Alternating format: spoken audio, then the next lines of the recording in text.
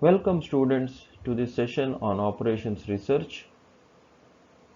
In this session, we will be discussing about introduction to game theory. We will be covering what is game theory, what are the different terms used in game theory, and how game theory is significant. Understanding game theory and the terminologies associated with game theory, different techniques used to solve the game theory, how they are helpful or how they are significant to the decision making environment in an organization. So we'll be discussing about these things in this particular session. Introduction to game theory.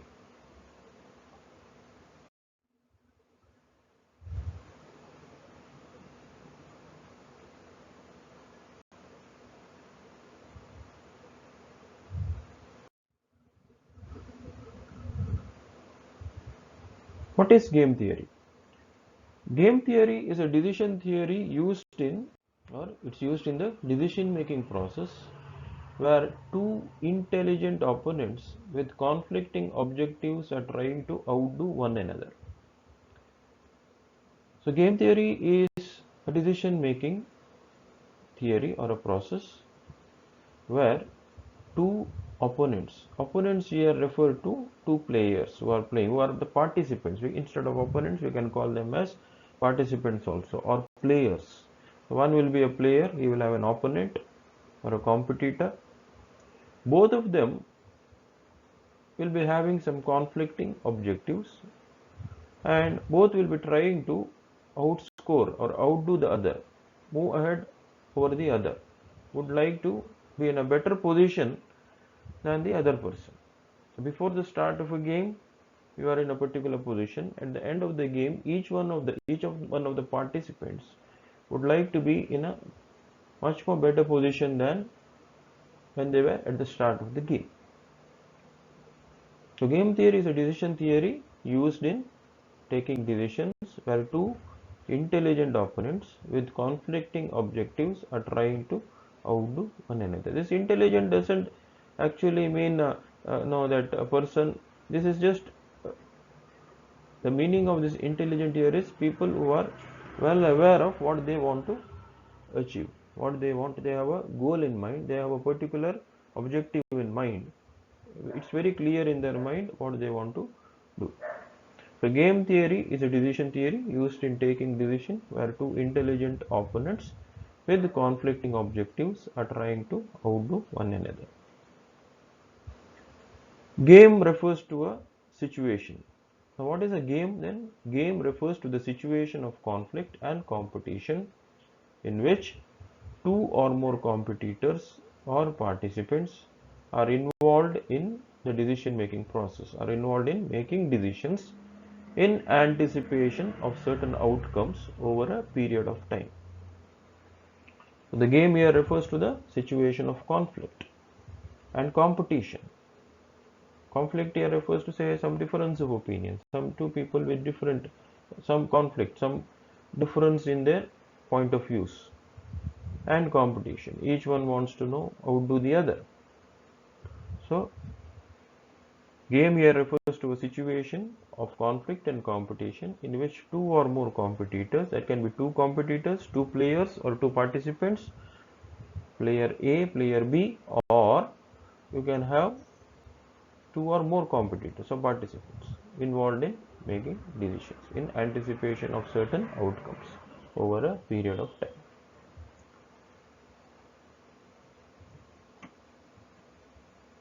What is the payoff? Now, We have discussed about outcomes here. These outcomes are certain payoffs or incentives that each player may or expects or desires at the end of the game. So this payoff here refers to these outcomes. This payoff here refers to these outcomes are expressed in the term of in terms of some quantitative measures of satisfaction a player gets at the end of the play. So that is called as a payoff. That is called as a payoff. So at the end of the game, every decision or every alternative or a particular course of action that a particular player takes, there is a payoff for that particular activity, that particular course of action. We call it as course of action. And that payoff is usually measured in terms of some quantitative measure of satisfaction, say some incentives, some rewards, say rupee, some monetary measures. Right. Next, player. Who is a player? Player, as we have already seen, is a participant in a game. A player can be an individual. The game can be between two individuals, a group of individuals, a group of say two people, or an organization as a whole, or two organization bidding for say an order. A government organization, public sector, a government organization has floated a tender, and two different suppliers are vying for that, or no looking for an order from that particular company, and both of them here becomes players in a particular situation. Similarly, company A and company B. Company A has a particular decision in its mind to be taken to boost its market share. A competitor of company A, that's competitor B, will also now look to take the first step to be one step ahead of player A. So what player B will do? He will have his own strategies. He will have his own course of action. Player A will have his own course of action, and both of them will accept certain payoffs, correct? And in that case, both of them will try to outdo one another. So when we start solving problems, when you take an example, you will understand these terms better. Now, what is a two-person game? The game in which the number of players are only two.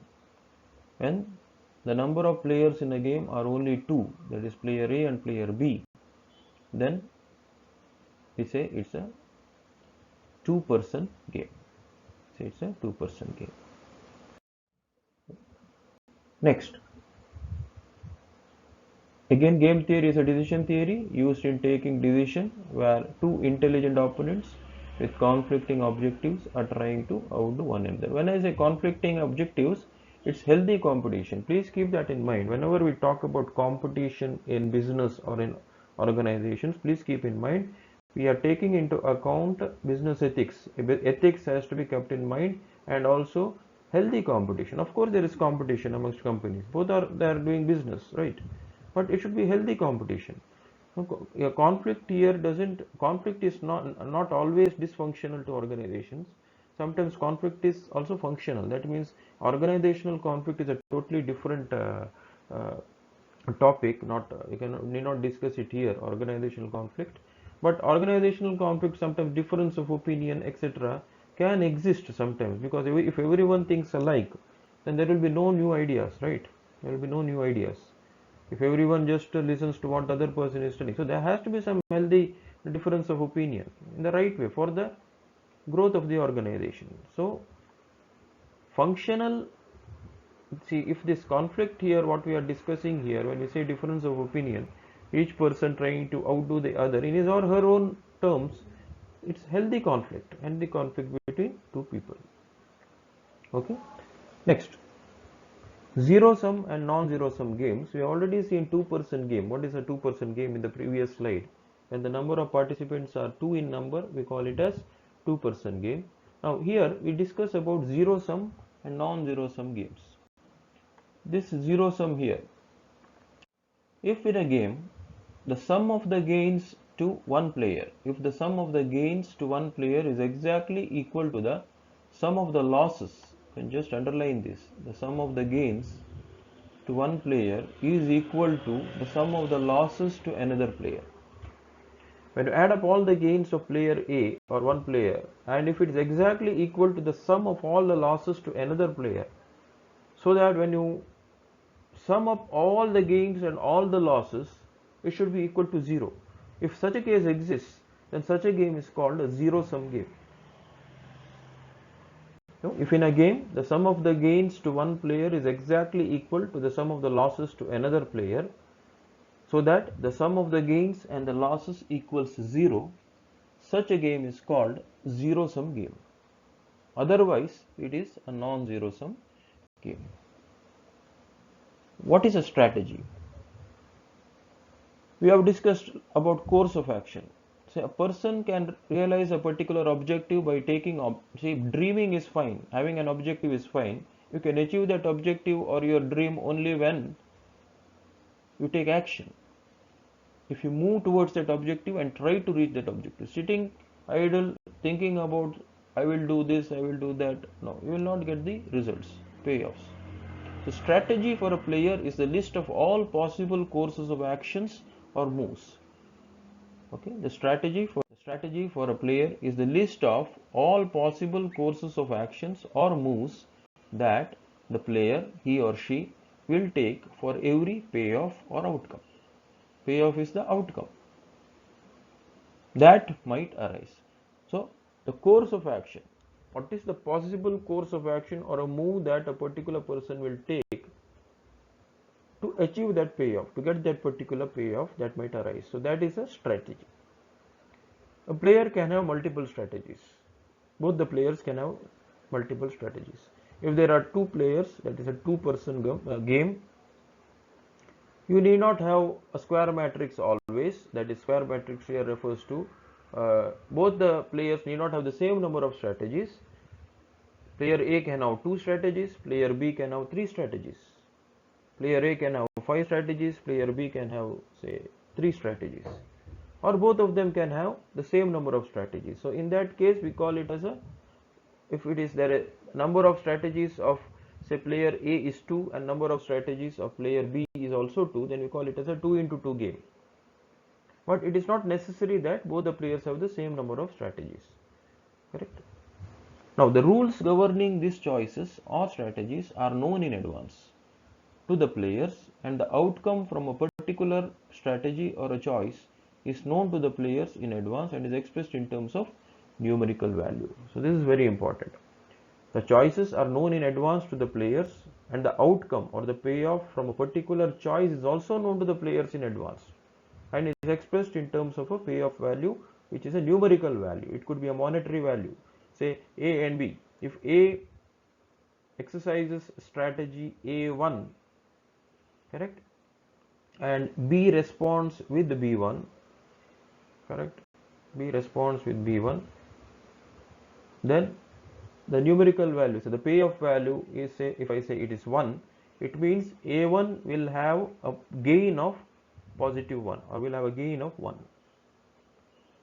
Similarly, if A1 executes A1 and B1 also executes B1,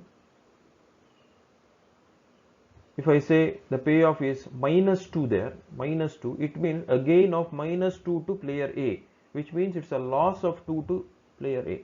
So that loss to player A will be a gain to player B. Similarly, a gain to player A will be a loss to player B. Or you can look at it the other way around. If say A exercises strategy A1 and B exercises strategy B1, and I say the payoff value is 2, it means B will have to pay 2 rupees, so 2 units to A. So otherwise it means the same. B has to pay 2 units to, or 2 monetary units to A, which means B loses by 2, A gains by 2. Okay? We will understand it when we solve problems.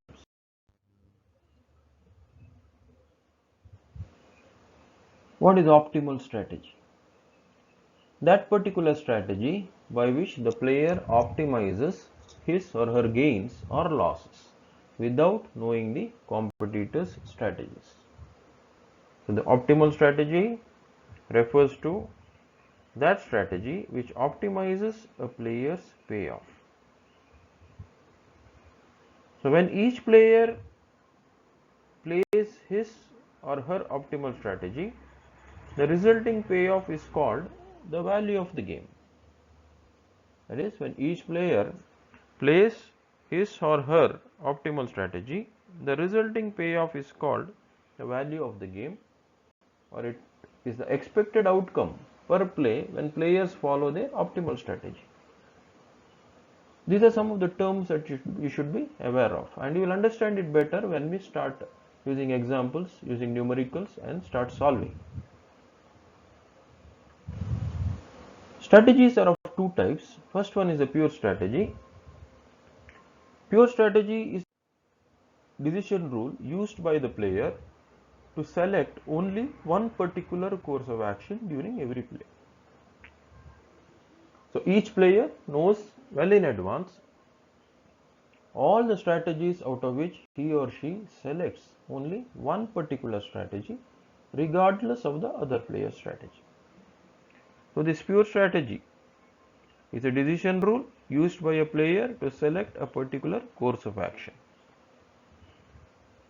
So the player exactly knows in advance all the strategies out of which he or she will select only one particular strategy regardless of the other player's strategy. Mixed strategy. What is mixed strategy?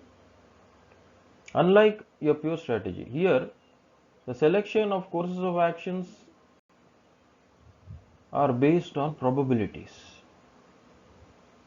So the selection of courses of action among pure strategies, you saw in the previous discussion about pure strategy, the selection of the courses of action among pure strategies with some fixed was without probabilities. No, here it was one particular strategy at a time in pure strategy.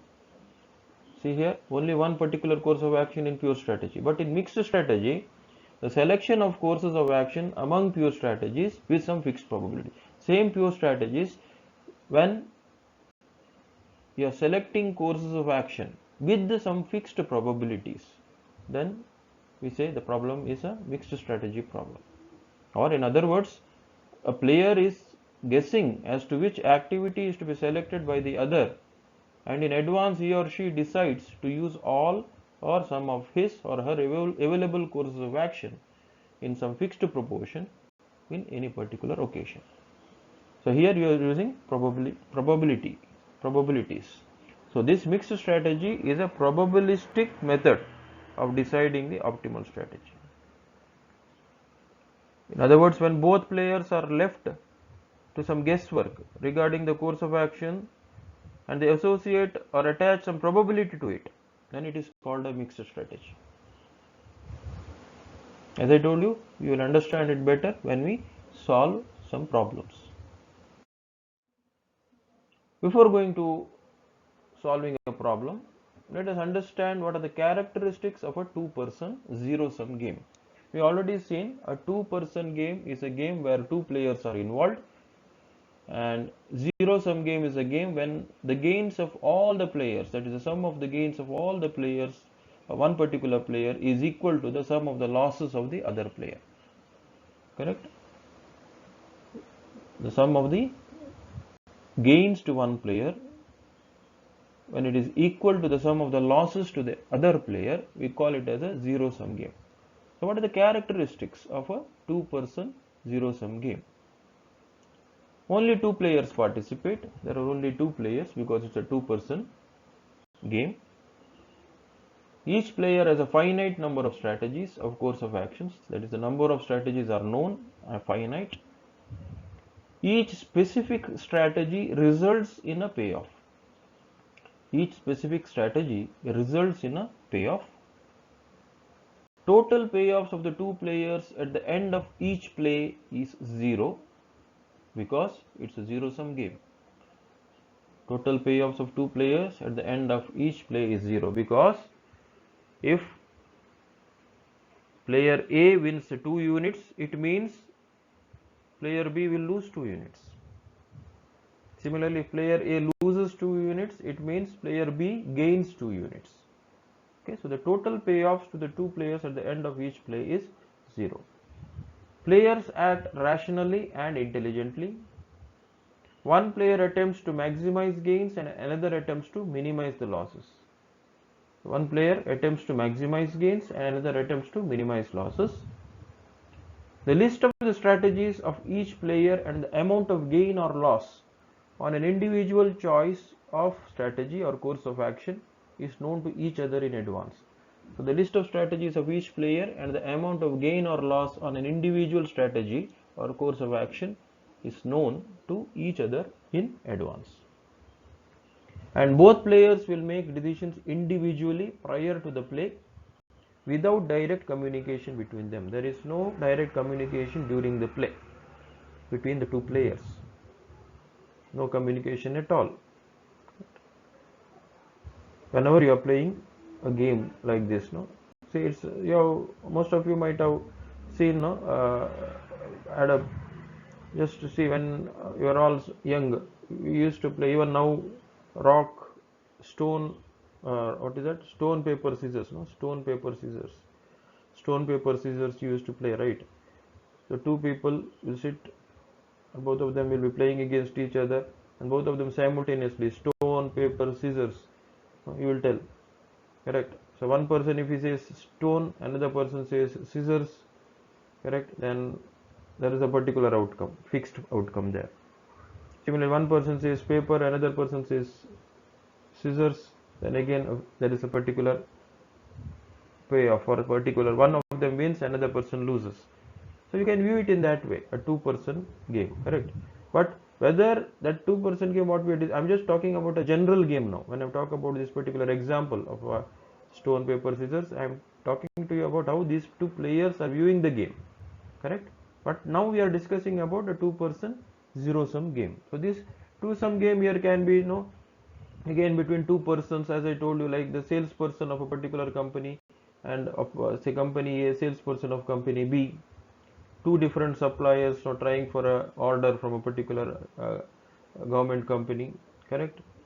Or it could be two players playing a game, correct? Two players playing a game, correct? Right? It could be between trade union and the management, possible. Some decisions have to be taken between some employees and so the management or organizations. So one player A could be the management, player B could be the employee or some of the employers or other employees. Player A can be management or the company, player A can be the company, player B can be the employees, and so on. So a lot of examples, such examples can be given.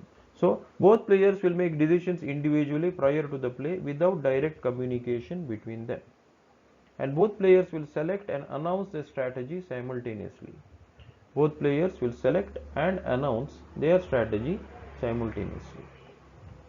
And the payoff is fixed and determined in advance. When I say the payoff is, we can say the payoff is predetermined. The payoff is already known. Payoff is determined in advance. We can say the payoff is determined. Let us not say it is no, instead of saying it is fixed, we can say it is determined in advance. The payoff is determined in advance.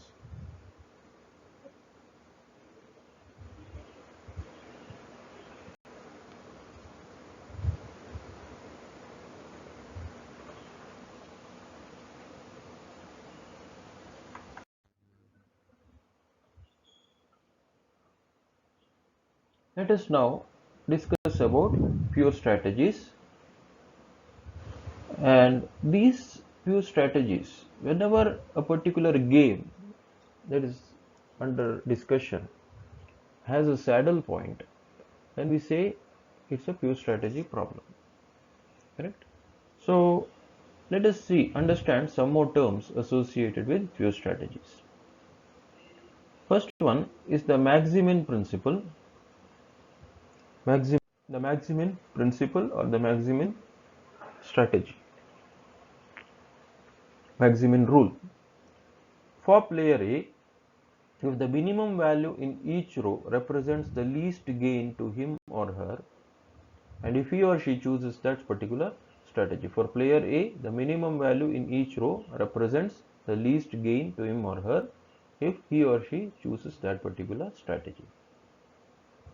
Now, then he or she will select the largest gain amongst these row minimum values. So for all the strategies available to player A, for each individual strategy, player A will select the minimum value in each row or the minimum gain and then write it or note it down, so that if he has 3 strategies, he will have 3 different values, each value representing the minimum gain from that particular strategy. For example, if player A has 3 strategies, A1, A2 and A3, so the row corresponding to A1, if of all the payoffs in the row having A1, say a particular value of 2 is the minimum, then he'll write 2, note down as 2, the minimum value in the first row.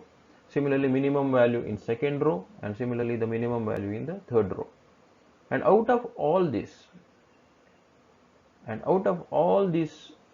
3 minimum values of respective rows, the one that is the maximum, he will select that, and that value, the maximum of the minimum, is called as the maximin value. You can see here the choice of the player is called maximin, and the corresponding gain is called the maximin value of the game. So what will the player A do? The player A will select the least gain of each strategy, and out of this least gains of all the strategies, he will select the largest gains amongst these row minimum values. If there are 3 row minimum values, because there are 3 strategies, out of these 3 row minimum values, the player will now select the largest amongst these 3 minimum values. So that is why that is called as a maximin value. What is player A is trying to do? Player A is now trying to find out the maximum amongst the minimum gain. So maximin principle looks at from the player A's point of view. Player A is now trying to maximize his minimum gains, whereas player B, you can see here minimax principle. For player B, what player B does is, under each column of player B, the different strategies of player B are indicated in columns. So the maximum value in each column here represents the maximum loss to player B. So individual or the maximum value in each column. Suppose player B also has 3 strategies, B1, B2 and B3. Under B1 column, he has 3 different payoffs. What B will do is, now he will select the maximum amongst this. So that maximum value in that particular column is the maximum loss to player B. Similarly, by taking B1 strategy, what is the maximum loss that I will incur? That is noting down. If he takes B2, what is the maximum loss by exercising B2? Similarly, what is the maximum loss by exercising or selecting B3? So these 3 maximum values he will write down below the columns, and out of this he or she will choose that strategy which will give the minimum amongst this maximum. Correct? Player B will first select. What he will do? He will first find out the maximin values, rather yes. What he will do now? First he will find out the maximum values in each maximum values in each column, and from that he or she will select the minimum loss among these columns, and then that particular choice is called minimax. So please understand here, player A is maximizing his or her minimum gains. Player A is maximizing his or her minimum gains, whereas player B is minimizing his or her maximum losses. Please keep noted here. So this is regarding gains.